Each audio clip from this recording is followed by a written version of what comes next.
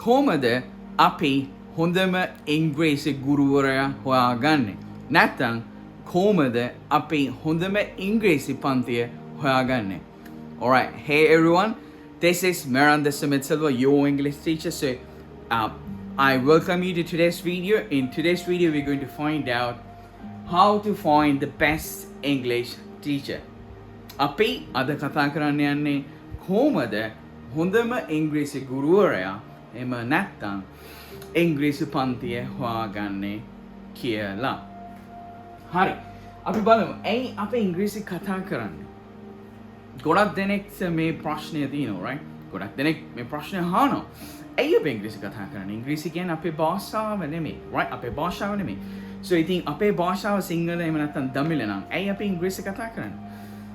මම හිතන්නේ මේ ප්‍රශ්නෙට උත්තරේ හරිද? මේ ප්‍රශ්නෙට උත්තරේ ඒ ප්‍රශ්නේම තියෙනවා. ඒ කියන්නේ ඉංග්‍රීසි කතා කරන්නේ ඇයි කියන එකම ප්‍රශ්නයක් නම් ඒකම තමයි උත්තරේ. කියන්නේ ඇයි අපි ඉංග්‍රීසි කතා නොකරන්නේ? මොකද විශේෂයෙන්ම ලංකාවේ මේ වෙද්දි අපි හැමෝම මූණ දෙන, right? අපි කිව්වම ඔයගොල්ලෝ, මොකද මම ලංකාවෙන් පිටේ ඉන්නේ, right? ලංකාවේ ඉන්න හැමෝම මූණ දෙන ප්‍රශ්නයක් තමයි ආර්ථික ප්‍රශ්නේ.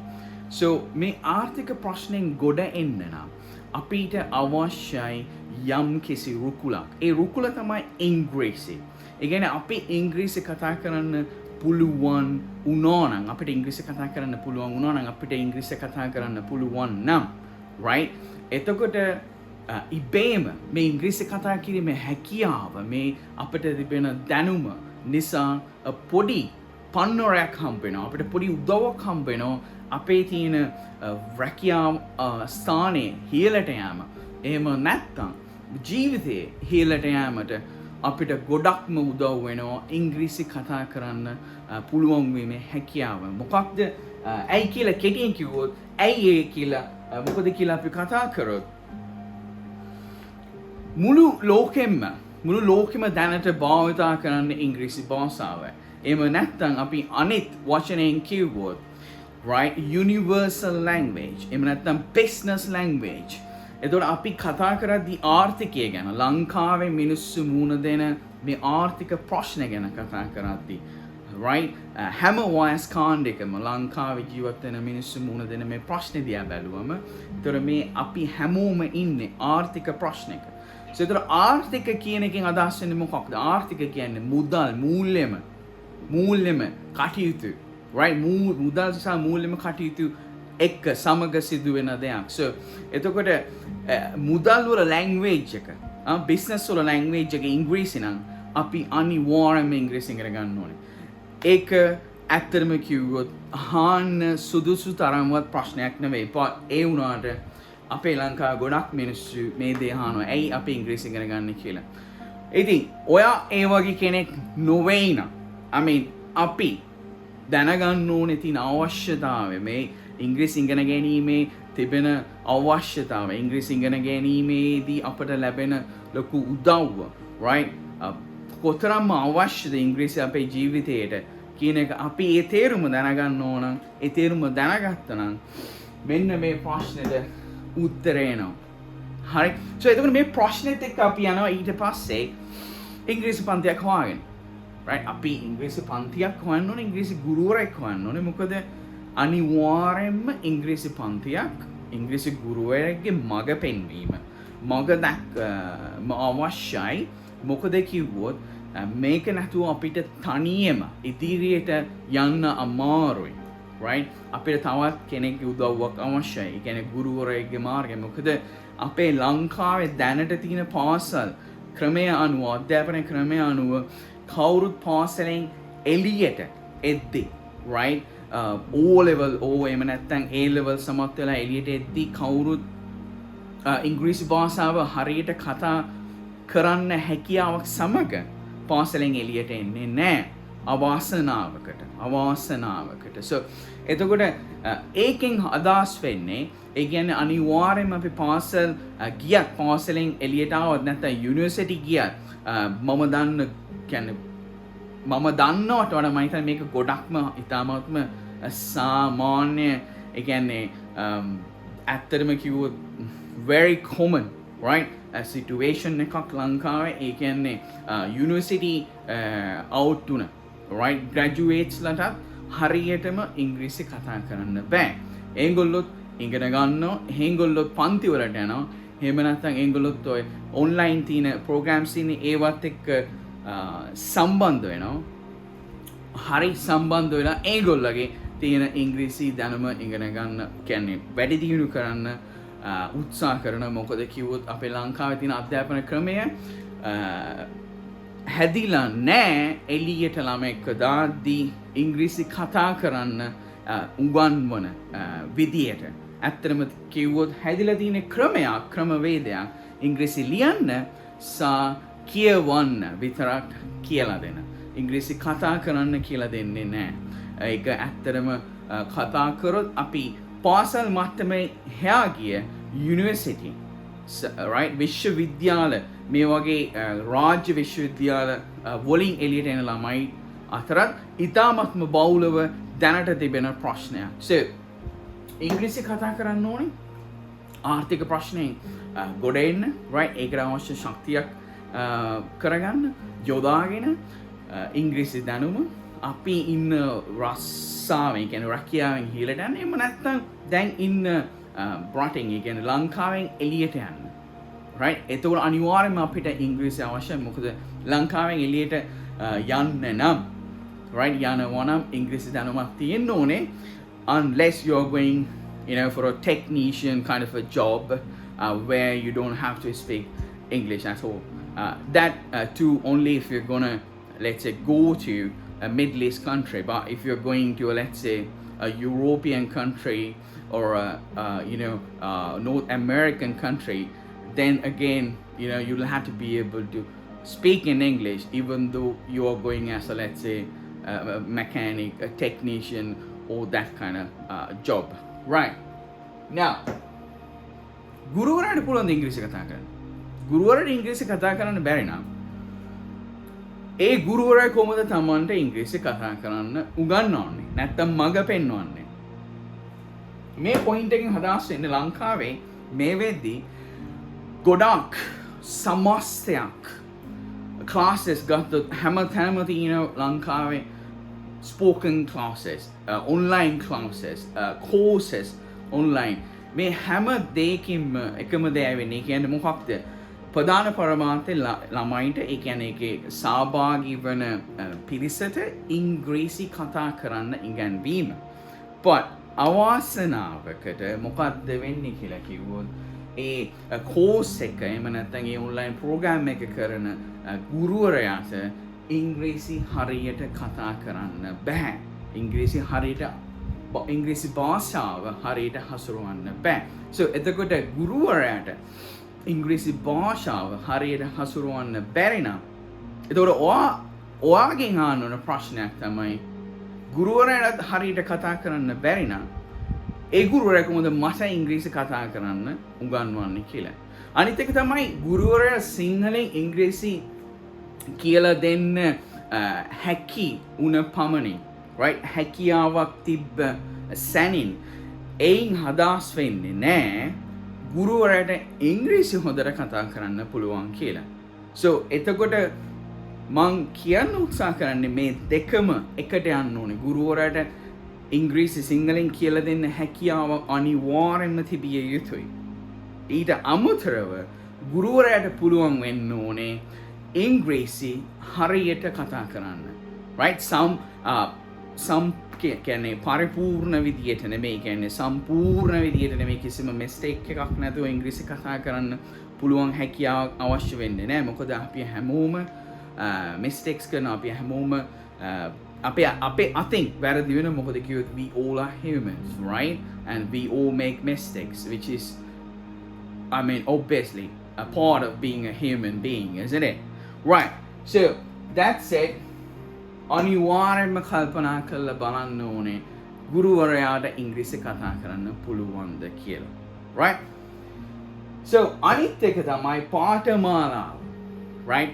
පාඨමාලාව, පරණ පාඨමාලාවද ලංකාවේ දැනට ගොඩක්ම තියෙන මේ ක්ලාසස් වල උගන්වන්නේ අවුරුදු 10 15 පරණ පාඨමාලා. එහෙම නැත්නම් ගොඩක්ම පරණ ක්‍රමවේද භාවිතා කරගෙන තමයි ඉංග්‍රීසි උගන්වන්නේ. මේකෙන් අදහස් කරන්න මම උත්සාහ කරන්නේ දැන් මේ වෙද්දි තාක්ෂණය යොදාගෙන ඉංග්‍රීසි කියලා දෙන්න පුළුවන්. මේ තාක්ෂණයත් එක්ක අපි ඉංග්‍රීසි ඉගෙන ගන්න අපේ ගමන ඉදිරියට ගෙන යද්දී ඉතාමත්ම ලේසියෙන් තාක්ෂණය භාවිතා කරලා තාක්ෂණයේ තියෙන දේවල් එක්ක උදව් කරගෙන අපි ඉංග්‍රීසි ඉගෙන ගත්තොත් ඉතාමත්ම ලේසියෙන් ඉගෙන ඉංග්‍රීසි ඉගෙන ගන්න එක අමාරු කාර්යයක්.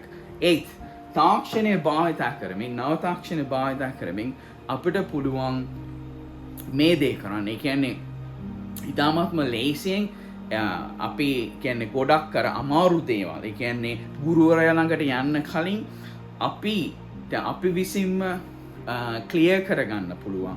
ඒ කියන්නේ අපි විසින්ම අපේ මොනවාරි හිතමු මොකක් හරි ගැන පොඩි ගැටලුවක් තියෙනවා නම් මේ ගැටලුව අපි විසින්ම විසඳ ගන්න පුළුවන් පන්තියේ ගුරුවරයා ගාවට යන්න කලින්.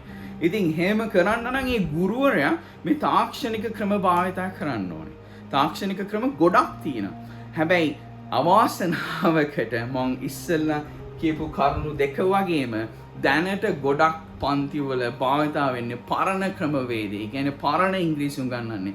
තාමත් අර verb එකේ තියෙන 5 forms උගන්වනවා. එහෙම නැත්නම් verb එකේ තියෙන ing form එක ing කියලා form එක ඒක නැවතත් පෙරාම උගන්වනවා. මොකද අලුත් materials නෑ. ඊට අමතරව පාඨමාලාව පරණයි. උගන්වන ක්‍රමවේද පරණයි. භාවිතා කරන ක්‍රමවේද පරණයි. ඉතින් මෙතනින් එහාට අපි යන්න ඕනේ මොකද ලෝකෙ ඉදිරියට යනවා. right? so ඉතින් ලෝකෙ ඉදිරියට යනවා නම් අපිත් ඒ ඉදිරියට යන්න ඕනේ ලෝකෙත් සමග ඒ එක්කම නව තාක්ෂණය භාවිතා කරමින්. තව දෙයක් මේ සම්බන්ධයෙන් කියන්න ඕනේ අපි පන්තියකට යද්දී ඉංග්‍රීසි පන්තියකට යද්දී අනිවාර්යෙන්ම තියෙන්න ඕනේ ටෙස්ට් එකක්. තමන්ගේ දැනුම, තමන්ගේ දැන් ඉන්න දැනුම, තමන්ගේ දැන් තියෙන මට්ටම, දැනුමේ මට්ටම මැනීමේ ටෙස්ට් එකක් තියෙන්න ඕනේ. මේ ටෙස්ට් එකෙන් තමයි තීරණය කරන්නේ මොන කාණ්ඩයටද ඔබ ශිෂ්‍යයෙක් හැටියට ඇතුළු වෙන්නේ කියලා. ඒ ඇතුළු වීමත් සමග ඊට පස්සේ අපි තවත් පරීක්ෂණ කරන්න ඕනේ. ඒ කියන්නේ ඔබ කතා කරද්දී ඔබගේ තියෙන අඩුපාඩුකම්. හරිද? ඊට පස්සේ තව තියෙන ඔබගේ ග්‍රැමර් සම්බන්ධයෙන් තිබෙන අඩුපාඩුකම්. මෙන්න මේ කතා කරද්දී තියෙන අඩුපාඩුකම් ඊට පස්සේ ග්‍රැමර් ව්‍යාකරණ පිළිබඳව තියෙන අඩුපාඩුකම් මේ දෙකම එකතු කරලා tailor made solutions කියලා අපි කියනවා. tailor made curriculum ඒ වගේ ක්‍රමවේදයක් තියෙනවා. ඒ කියන්නේ Tamanටම ආවේනික ක්‍රමයක් ගුරුවරයාට හැකියාවක් තියෙන්න ඕනේ. ගුරුවරයාට පුළුවන් වෙන්න ඕනේ ඒ ක්‍රමවේදය භාවිතා කරමින් ඔබට, ඒ කියන්නේ ඔයාටම ගැළපෙන විදිහේ පාඨමාලාවක් හදන්න. ඒ පාඨමාලාව හදලා අපි ඊට පස්සේ කියනවා ඊට පස්සේ පොයින්ට් එකට අපි එනවා කාලය සහ මුදල් කා දමන්නේ නැතුව ඒ හදපු පාඨමාලාවත් එක්ක ඔයාව තල්ලු කරගෙන ඉදිරියට right යන්න පුළුවන් නම් අන්න ඒ ගුරුවරයා සහ අන්න ඒ ඉංග්‍රීසි පන්තිය තමයි හොඳම සහ ඔයාට ගැළපෙනම ඉංග්‍රීසි පන්තිය. Right? So, in order to recap, let's go through the list again from the beginning. We got four points, right? ඇයි අපි ඉංග්‍රීසි කතා කරන්න කියන එක it's a no brainer, right? අපි කතා කරන්න ඕනි කියන එක, ඇයි අපි ඉංග්‍රීසි කතා කරන්න ඕනි කියන එක අපි හැමෝම දන්නවා, right? මොකද අපි ඉංග්‍රීසි අපි දැනට අපි කරන රැකියාව එහෙම නැත්නම් අපේ දැනට අපේ ජීවිතේ ඉදිරියට යන්න ඕන නම් අනිවාර්යයෙන්ම ඉංග්‍රීසි අවශ්‍යයි, right? That's the first point. So අනිවාර්යයෙන්ම අපි බලන්න ඕනේ මේ දේ, right? ඊට පස්සේ ඉංග්‍රීසි කතා කරන්න, කියන්නේ ඉංග්‍රීසි උගන්වන ගුරුවරයාට පුළුවන් ද ඉංග්‍රීසි කතා කරන්න, right? ඉංග්‍රීසි උගන්වන ගුරුවරයාට පුළුවන් ද ඉංග්‍රීසි කතා කරන්න. එහෙම බැරි නම් ඔබ ඔබගෙන් ප්‍රශ්න කරන්න ඕනේ. මම මේ ගුරුවරයා ගාවට යන්න ඕනේද ඉංග්‍රීසි පන්තියට? නැද්ද කියන එක. ඊට පස්සේ පාඨමාලාව තමන්ගේ තියෙන දක්ෂතා ඊට පස්සේ තමන්ගේ තියෙන කුසලතා මේ දේවල් හඳුනාගෙන ඊට අමතරව තමන්ගේ තියෙන දුර්වලතා ඒවත් හඳුනාගෙන ඒ දුර්වලතා වටා හරි තමන්ටම ආවේනික පාඨමාලාවක් ගොඩනගලා තමන්ගේ තියෙන දුර්වලතා වැඩි දියුණු කරගන්න. ඒ කියන්නේ දුර්වලතා ඉම්ප්‍රූව් කරගන්න. ඒ දුර්වලතා තමන්ගේ ශක්තිය කියන්නේ තමන්ගේ ශක්තියක් ලෙස පරිවර්තනය කරන්නේ. තමන්ගේ තියෙන තමන්ටම ආවේනික දුර්වලතා තමන් ඒවා කොහොමද ශක්තියක් හැටියට ජීවිතේ අපි හරවන්නේ, right? ඒ වගේ ඒ ක්‍රමයක් තිබෙනවා නම් ඒ පන්තිය තමයි ඔබට හරිසා ඔබට ගැලපෙන පන්තිය. ඊට අමතරව හැමදාම එකම දේ කියලා දෙන්නේ නැතුව, right? කිසිම අරමුණක් නැතුව යන ගමනකට වඩා ඒ හදපු පාඨමාලාවත් එක්ක තමන්ව පුෂ් කරනවා නම් ගුරුවරයා හැමදාම ඒ කියන්නේ සතියකින් නෙමෙයි සතියකට සැරයක් නෙමෙයි නැත්තම් මාසෙකට 5 සැරයක් 6 සැරයක් නෙමෙයි හැමදාම පුෂ් කරනවා නම් ඒ ගුරුවරයා තමන්ව for you to do better every day in your, let's say, journey or your quest to be able to speak English fluently, and you get that support, you get that push from your teacher every day, through all of these new technology that's available, then that means you are in the right class. So thank you for watching this video. මම කල්පනා කරන මේ වගේ videos ගොඩක් ඉදිරියට දාන්න හැමදාම. So stay tuned. තමන් මොකක් හරි තමන්ගේ ළඟ ගැටලුවක් තියෙනවා නම් මේ අවස්ථාවේ අනිවාර්යයෙන්ම make sure you put a comment, right? comment කරන්න.